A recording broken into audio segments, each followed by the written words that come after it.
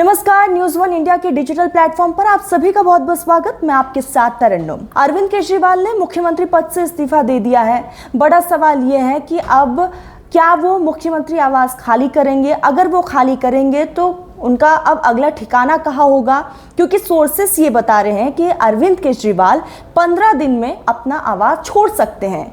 एक और बड़ा सवाल जहन में कि आखिर इतनी जल्दी क्यों है अरविंद केजरीवाल को अपना आवाज़ छोड़ना? क्योंकि इससे पहले हमने देखा जब बीजेपी ने बहुत गंभीर आरोप अरविंद केजरीवाल और आम आदमी पार्टी पर लगाए, लेकिन उसके बावजूद अरविंद केजरीवाल ने अब इस्तीफा नहीं दिया था। वो जेल में थे और वहीं से वो सरकार चला रहे थे। और जैसे ही वो जेल से सुप्रीम उनको रिहा मिली और उन्होंने तुरंत प्रभाव से इस्तीफा दे दिया। तो इतनी जल्दी क्यों थी अरविंद केजरीवाल को इस्तीफा देने की? हालांकि उन्होंने कहा कि अब फैसला जनता करेगी। दूसरी तरफ अब बड़ा सवाल यह है कि सोर्सेस ये बता रहे हैं कि 15 दिन में अरविंद केजरीवाल अपना आवाज़ छोड़ सकते हैं। अमूमन ये होता है कि मुख्यमंत्री को तकरीबन 3 महीने का समय मिलता है जब अगर वो अपने पद से इस्तीफा देते हैं तो आवाज़ खाली करने के लिए, लेकिन मुख्यमंत्री 15 दिन में ही घर छोड़ देंगे। और ये वही आवाज़ है जिसको लेकर बीजेपी ने एक बड़ा मुद्दा बनाया था।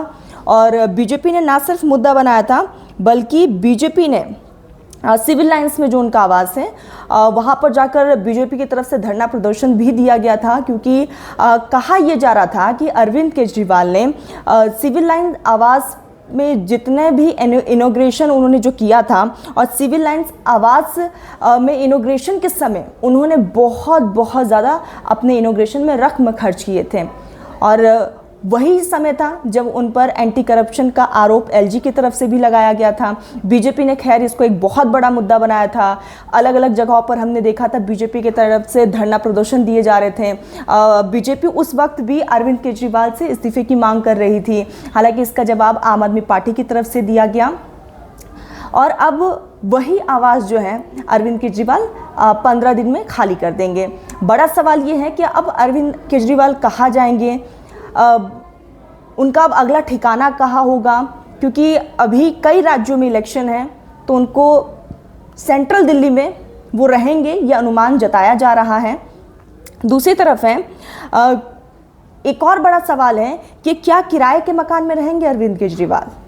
ये भी एक अपने आप में बड़ा सवाल, क्योंकि इससे पहले हमने संजय सिंह को सुना जिसमें उन्होंने कहा कि अरविंद केजरीवाल जनता के बीच में ही रहेंगे। अरविंद केजरीवाल कई बार बड़े मंच से इस बात का जिक्र कर चुके हैं कि मैं जनता से ही आया हुआ नेता हूँ, जनता ने ही मुझे बनाया है और मैं हमेशा से ही जनता के बीच रहना चाहता हूँ।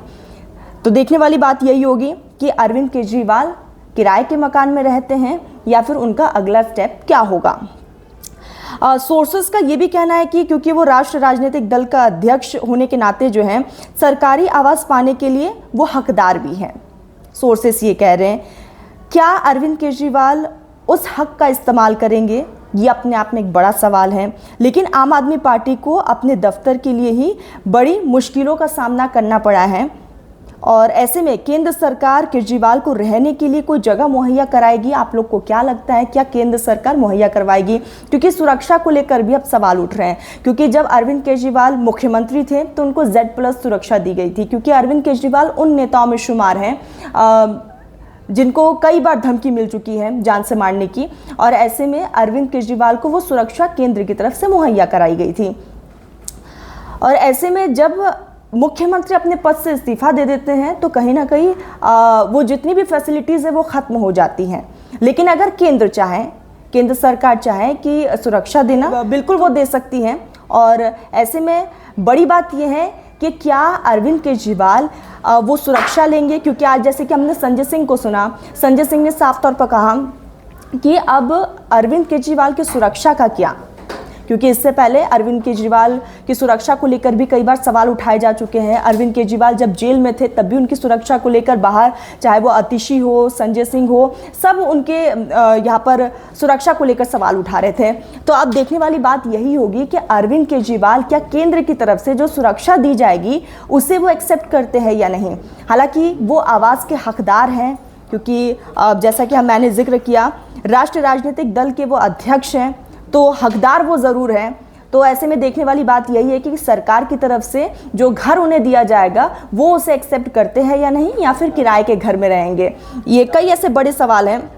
और हो सकता है कि अरविंद केजरीवाल जो है सुरक्षा भी छोड़ सकते हैं। अगर केंद्र की तरफ से उनको कुछ सुरक्षा दिया जाए तो हो सकता है कि वो छोड़ दें। हालांकि उनकी सुरक्षा को लेकर कई सवाल भी उठे हैं, तो हो सकता है कि वो एक्सेप्ट भी कर ले। आप लोग को क्या लगता है, आप मुझे कमेंट सेक्शन में बताइएगा।